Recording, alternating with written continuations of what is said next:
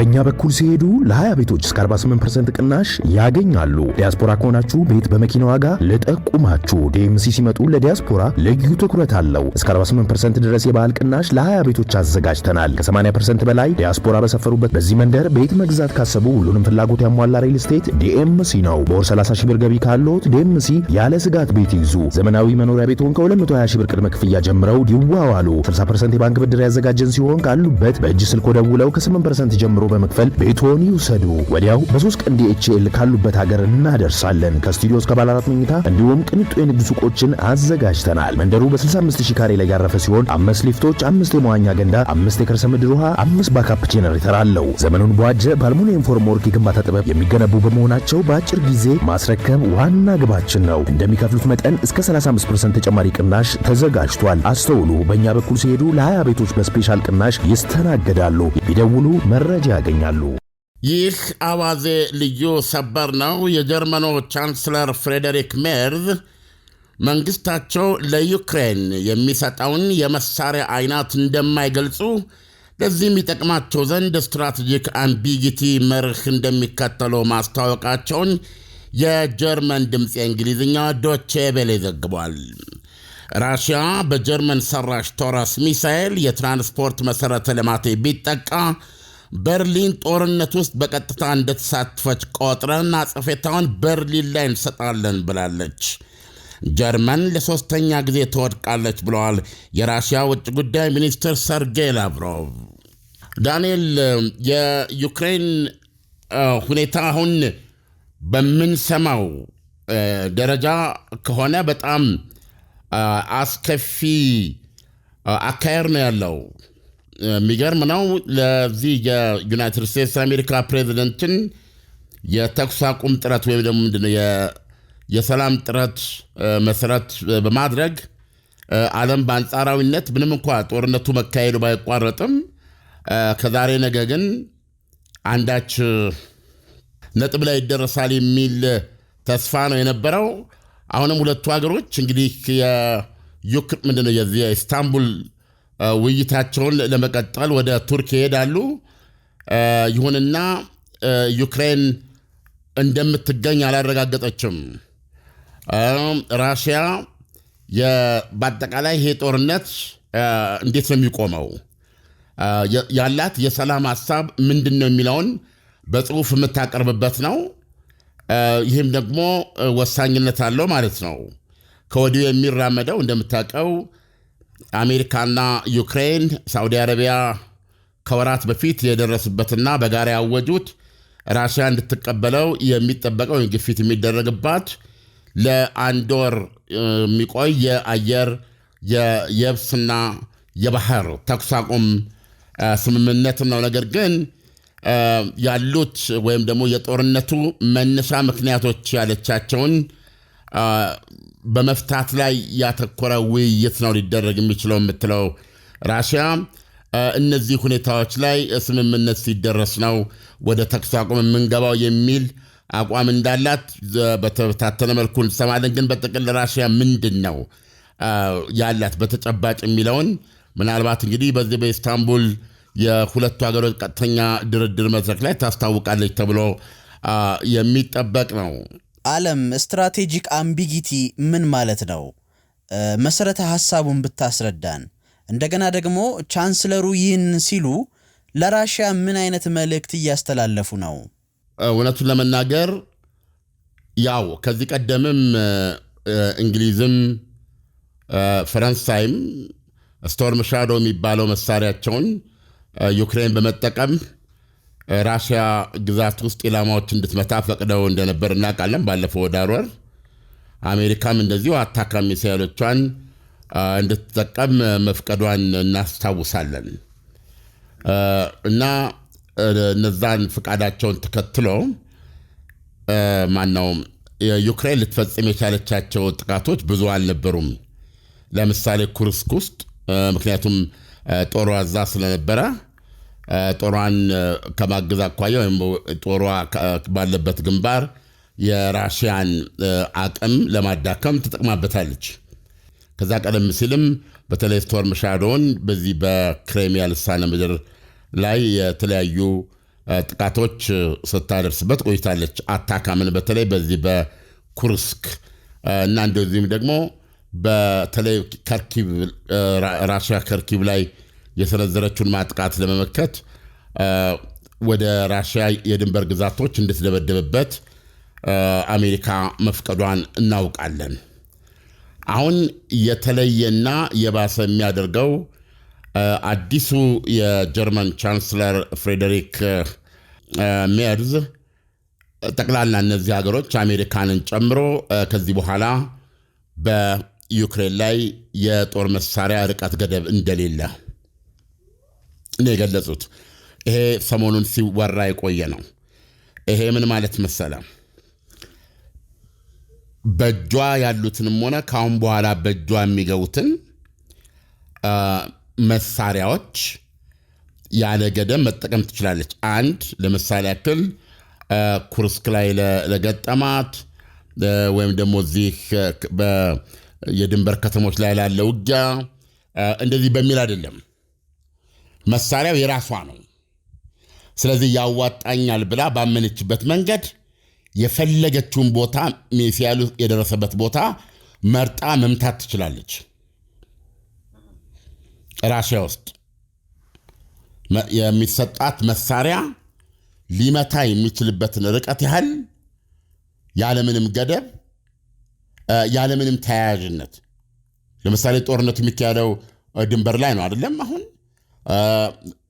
ሞስኮን መምታት ትችላለች ከፈለገች። ሞስኮ ላይ የፈለገችውን ኢላማ ለጦርነቱ ያግዘኛል ያለችውን ኢላማ፣ ሌሎች እንግዲህ የአየር ኃይል ጦር ሰፈሮች አሉ፣ ብዙ ማት ኢላማዎች አሉ። በዛን ወቅት ራሽያ የወሰደችው ምላሽ ምን ነበር? የአታካምና የስቶርም ሻዶ እንሰጣለን ብለው ካስታወቁ በኋላ እንድትጠቀምበት እንፈቅዳለን ብለው ካስታወቁ በኋላ ራሽያ የወሰደቻቸው የመጀመሪያ እርምጃዎች ቁልፍ የሆነ ለምሳሌ የአየር ኃይል ሰፈሮቿን የጦር አውሮፕላኖቿን ከነዚህ ርቀቶች ውጭ ነው ያደረገቻቸው። ወደኋላ ወሰደቻቸው ማለት ለምሳሌ ቶረስ ሚሳኤል 250 ኪሎ ሜትር ነው። ስለዚህ ከ250 ኪሎ ሜትር ርቀት ውጭ አደረገቻቸው ማለት ነው። ሌላ የአየር ኃይል ሰፈሮች ወሰደቻቸው። አታካም 300 ኪሎ ሜትር ነው። እንደዚሁ ደግሞ ብዙዎቹን በዚህ መንገድ አሸሸች። እንደዛም ሆኖ ላታሸሻቸው የምትችሉና በመከላከል ብቻ ልታስቀራቸው የምትችሉ ሁኔታዎች ተፈጥረው ነበረ። የአሁኑ ግን ምንድን ነው? እንደዚህ አሁን አታካምና ስቶርም ሻዶ አለው ለምሳሌ የዩክሬን ጦር አይደል? ነገ ኔቶ ምን አይነት ጦር መሳሪያ ምን አይነት ሚሳኤሎች ሊሰጥ ይችላል ለዩክሬን? የፈለገውን አይነት መሳሪያ ያለ ገደብ ሊሰጥ ይችላል ማለት ነው። አሁን ቅድም እንዳልኩ መሳሪያ ሲሰጡ አሁን በፊት ገደብ ጥለው ነው አይደለም? ራሽያ ውስጥ መግባት የለበትም መሳሪያው፣ በግዛትሽ ውስጥ ያለውን የራሽያ ጦር ግን ማጥቃት ትችያለሽ የሚለውን ስምምነት አንስተዋል። ስለዚህ አሁን ለምሳሌ 1000 ኪሎ ሜትር ርቀት የሚመታ ሚሳኤል ዩክሬን ብታገኝ ቀጥታ ይሄን ሚሳኤል ከግዛቷ በመተኮስ ራሽያ ውስጥ 700-800 ኪሎ ሜትር ጠልቃ መደብደብ ትችላለች ማለት ነው። አየህ፣ ስለዚህ አሁን ሁለት ነገር ነው የምታየው። አንደኛ ዩክሬን ባገኘችው መሳሪያ ወደ ራሽያ መተኮስ ከፈለገች ምንም ገደብ ሳይኖርባት የተለየ የኢላማ አመራረጥ ሳያስፈልጋት ለጦርነቱ ያግዘኛል ያለችውን ሁሉ ማድረግ ትችላለች። ሙሉ ነፃነት አላት። ይሄ ነፃነት ማለት በሌላ አነጋገር ለዩክሬን ሊሰጥ የሚችለውን የመሳሪያ አይነት ገደብ ያነሳል ማለት ነው። ማንኛውንም ምልክ ቢያንስ በመደበኛ መሳሪያ ደረጃ ማንኛውንም አይነት መሳሪያ ልሰጣት ትችላለ ማለት ነው። አሁን ይሄንን የነገሩን የጀርመኑ ሜርዝ ናቸው። አሁን ባለፈው ብዙ ሚዲያዎች የዘገቡት የዩክሬን ፕሬዝዳንት ባለፈው ሮብ ጀርመንን ጎብኝተዋል። እና ጀርመኑን በጎበኙበት ጊዜ ነው ይህንን የጀርመኑ ፕሬዚደንት ያሳወቁት ማለት ነው። ጀርመን ከዩክሬን ጋር በመሆን አዲስ ሚሳኤል ልትሰራ ነው። ያ ሚሳኤል የረጅም ርቀት መቺ ሚሳኤል ነው።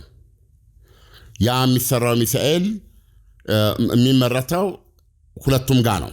ስራዎች የሚሰሩት ኪየቭና በርሊን ውስጥ ነው።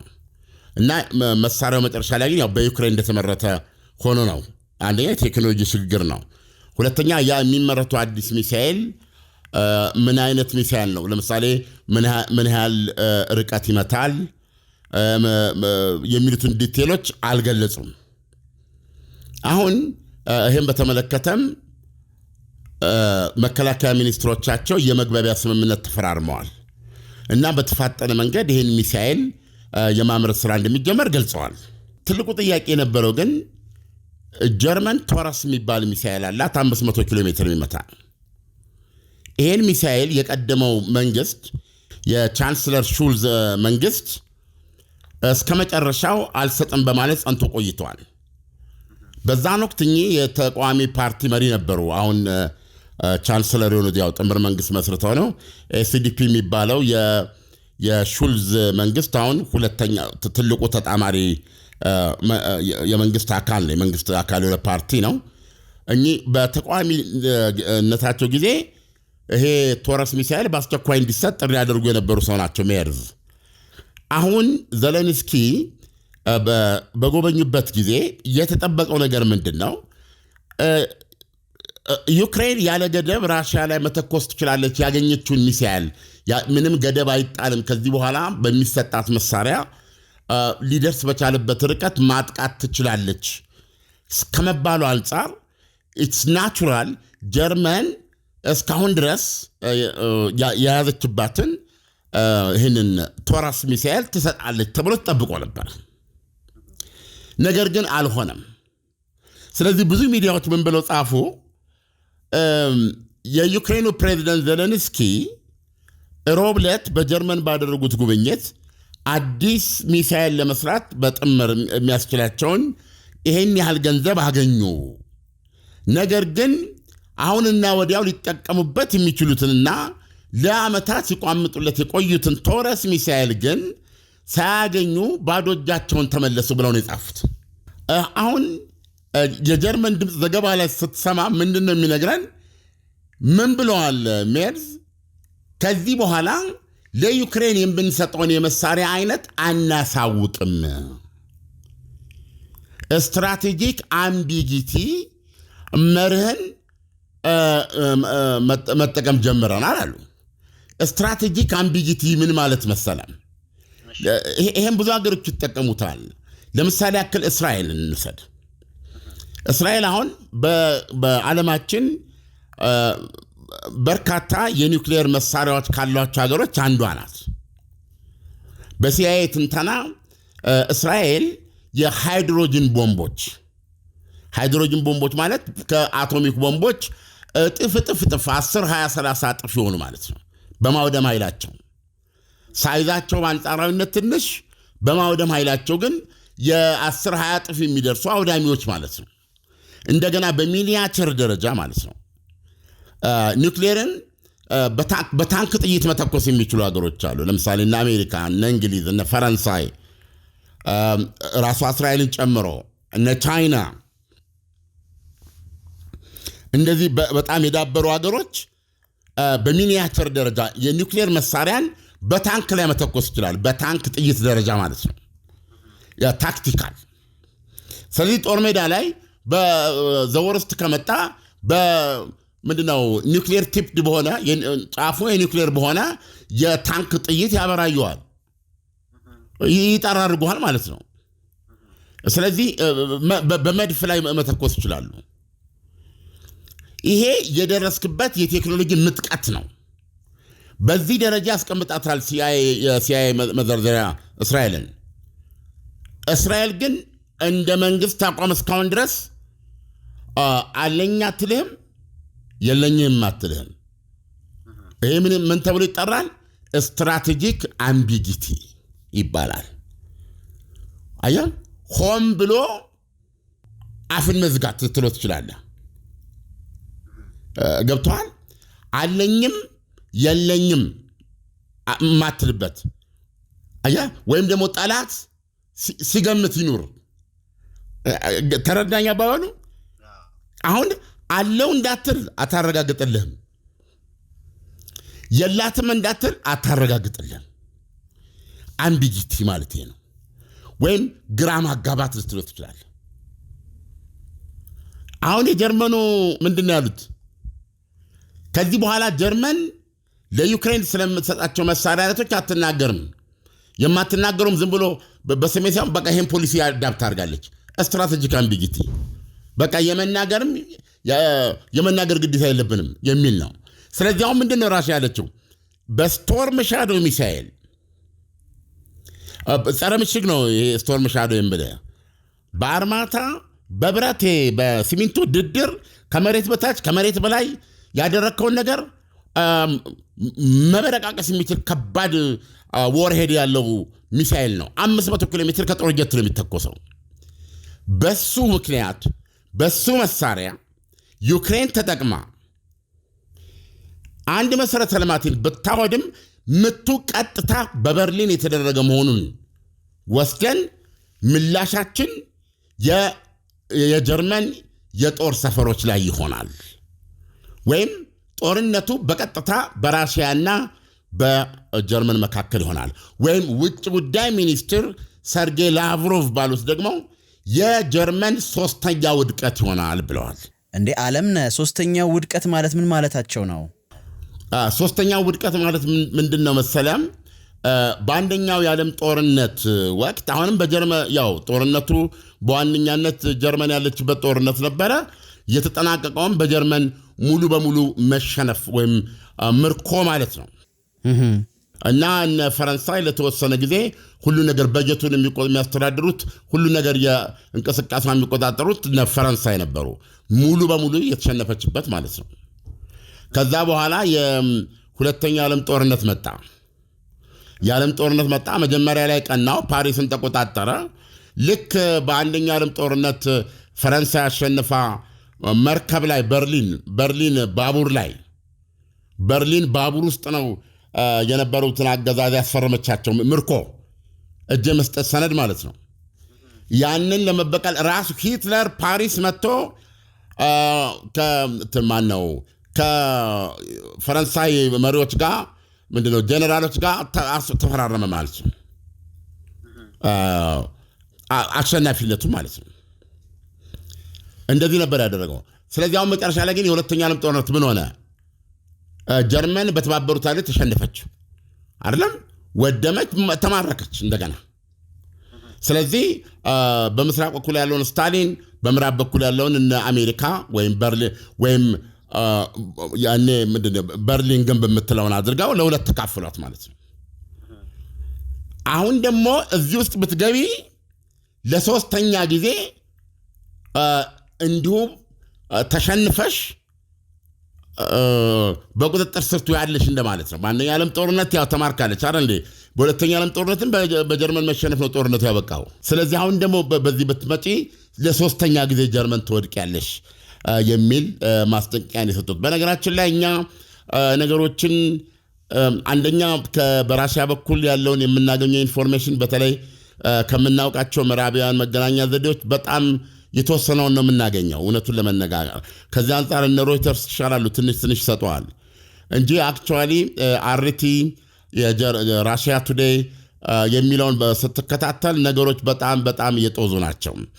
እና እዚህ ላይ ልገልጽልህ የምፈልገው ሁኔታዎች በጣም እየከፉ ናቸው። ታስታውስ እንደሆነ ዩክሬን እነ ስቶርም ሻዶ እና አታካምን ተፈቅዶላት መጠቀም በጀመረችበት ጊዜ ኦረሽኒክ የሚባል በዓለም ታሪክ ታይቶ የማይታወቅ ቅጽበታዊ የሆነ ሚሳኤል ተኩሳ ነበረ። ራሽያ የሰጠችው ያ በአንድ ጊዜ ብዙ የጦር ጫፎችን ይዞ የሚሄድ ማለት ነው። አንድ ሚሳኤል ነው። ፍጥነቱ 20 እና 15 ደቂቃ ነው። ከሺህ ምናምን ኪሎ ሜትር ተተኩሶ የሚፈጅበት የመዘጋጃ ጊዜ የለህም። እና ለማሳያነት 6 ለምሳሌ ተሸክሟቸው የመጣው የጦር ጫፎች 6 ከሆኑ 6ቱም የየራሳቸው ህይወት አላቸው።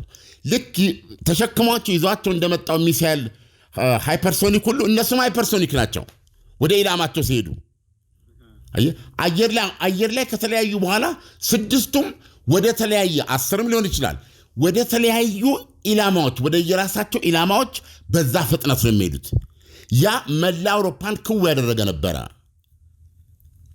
ራሽያ ግን ኦረሽኒክ ሚሳኤልን ደግማ አልተኮሰችም ከዛ በኋላ። ስለዚህ አሁን እነዚህ ሁኔታዎች ሲመጡ በአንድ በኩል ደግሞ የኦረሽኒክ ሚሳኤል አጠቃቀም ሁሉ እየተነሳ ነው ያለው እና በራሽያ በኩል ያለው ንግግር በጣም የከበደ ነው።